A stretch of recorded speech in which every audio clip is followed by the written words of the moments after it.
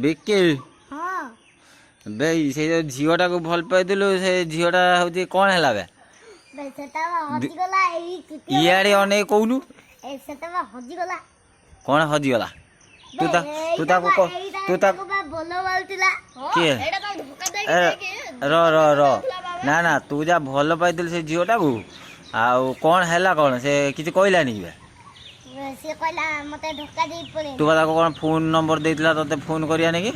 ହେ ମତେ ସୁରଟୁ ଦେଇଦେଲାନି ଗୁଟେ ତାପରେ ମତେ ଧୋକା ଦେଇ ପଳେଇଲା ଇୟା ସହିତ ତା ସହିତ ବେ ତୁ ତା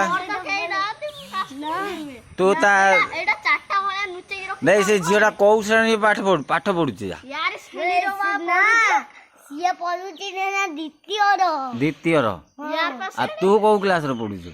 ମୁଁ ତୃତୀୟର ଓହୋ ହେଲେ ବି ତୋ ଠାରୁ ବର୍ଷେ ସାନ ତାନେ ଆଉ ତୁ ଯା ଭଲ କଣ ଫୋନ୍ କରିଥିଲୁ ତାଙ୍କ ଘରକୁ କଣ ତା ବାପ ଗାଳି ଦେଲା ହେ କଣ?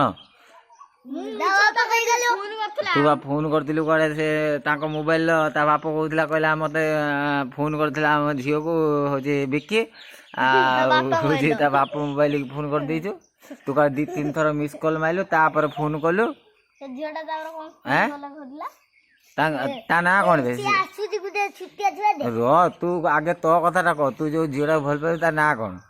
ହେ ତା ନାଁ ହେ ହଉଛି ତା ନାଁ କଣ?